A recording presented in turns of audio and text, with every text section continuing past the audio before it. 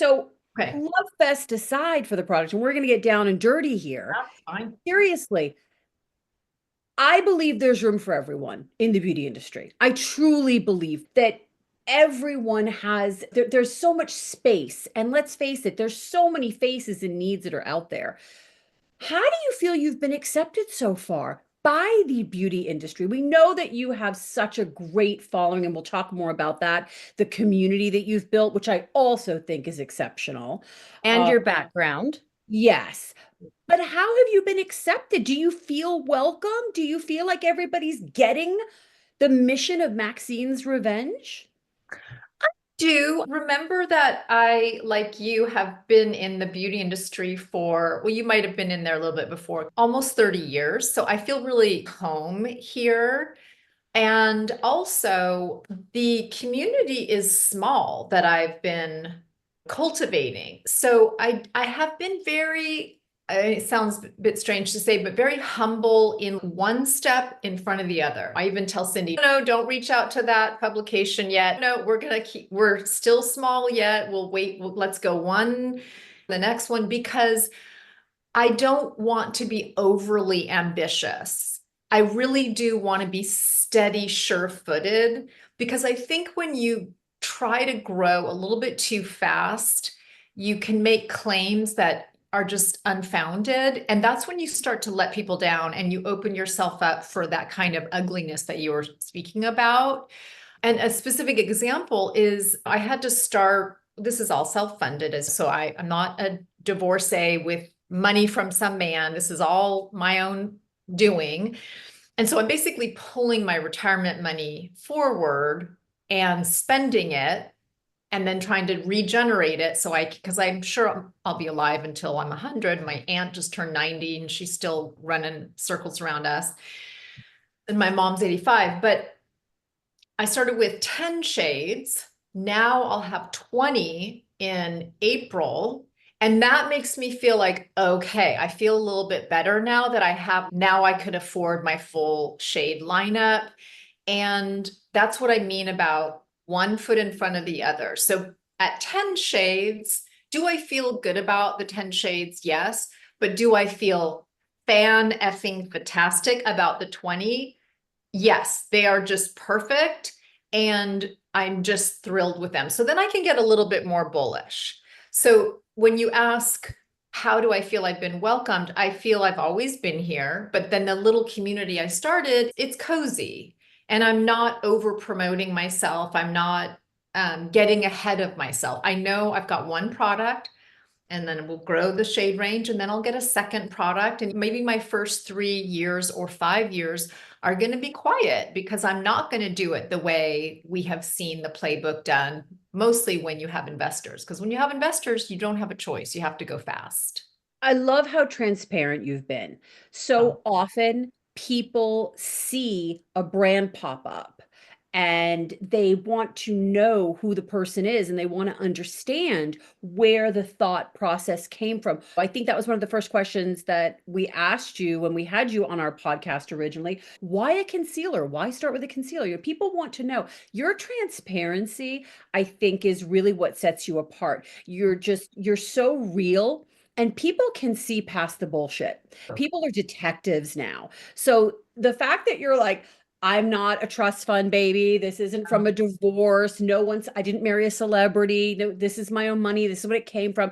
But you're so transparent. And then when we watch you on your TikToks and on your social media feeds, you're always saying things that I find so cool and fascinating. You're talking about the product, you're talking about what's in it, but you say things that those of us in the industry would pick up on, but the general public doesn't know, like the packaging, why you did it in this packaging, and your reasons behind it. I love all of this transparency, and I really truly believe that's what will set you apart, is not just this great product, but also your story and the fact that you're so real. Oh, I really appreciate that so much. Okay, so you hit on something that I've forgotten about. So I'm so glad you reminded me that I wanted to be transparent with the consumer because we know, all of us in the beauty, we know how much smoke and mirrors there are. And the consumer, she's smarter than that. You don't need to tell her this is going to change your life. You don't need to say that. You don't need to say that. And I think when it comes to pricing, cost per milliliter, like getting the greatest value, minimizing your plastic footprint, she might not know. In that regard, that is mostly industry people. And I think I am speaking to you because I know you're out there. So I don't want to dumb down my language and have one set of dialogue for the consumer and then another for a trade show or a trade event. I don't want to do that. I can't control who's watching my videos. I'm probably speaking to you in those cues because you also have sold, you're also guilty of selling half of what's floating around in the ocean. That's how I feel. We all are.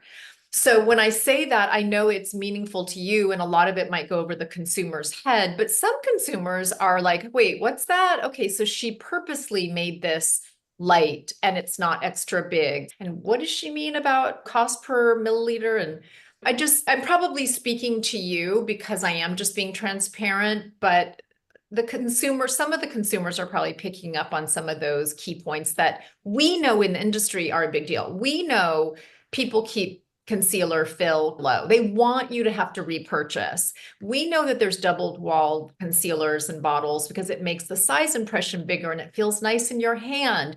But it also, one, brings down the actual fill weight, but also it's just making you put more waste in the land. And if you have to keep purchasing more, that's actually the greatest culprit to just the lack of sustainability. So if I fill it as much as I possibly can, even though as a business, it's not great because you're not going to come back for a year at least.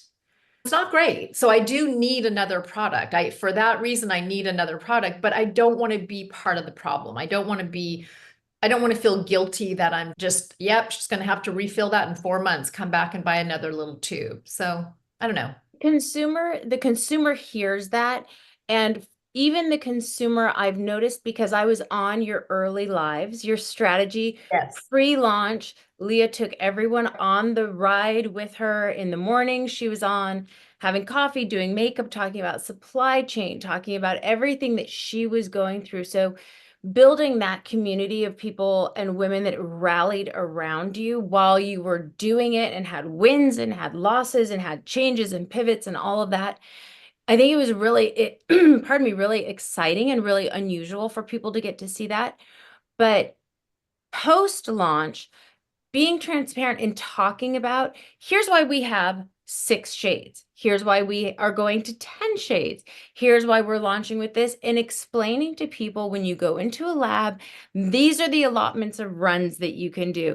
This is how much more expensive it can be for something that you may only sell 3 units in. Someone that has a 40 SKU, they're not self-funded. They have the big backing. They have to make the money up that quickly, as you said, which a lot of people don't realize.